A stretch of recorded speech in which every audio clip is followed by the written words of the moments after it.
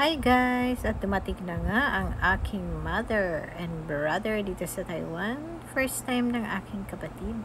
Kaya, welcome to Taiwan! As we all know, milk tea originated from Taiwan. Kaya, picture-picture muna tayo.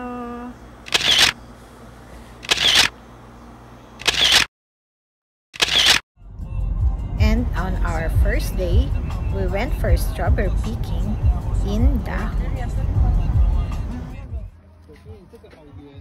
Ari ka pa, ari nga red kaya eh. Ari medyo red. Ju tao. Ito. Ari medyo unak. Ayan. Ayan. Okay. Bem. Dito mo. Eh, Juju ya boleh deh.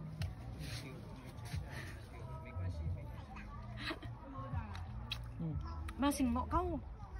Ketua. Tanda kita. Yuk, sampai di situ. Di jam si mama. Ah.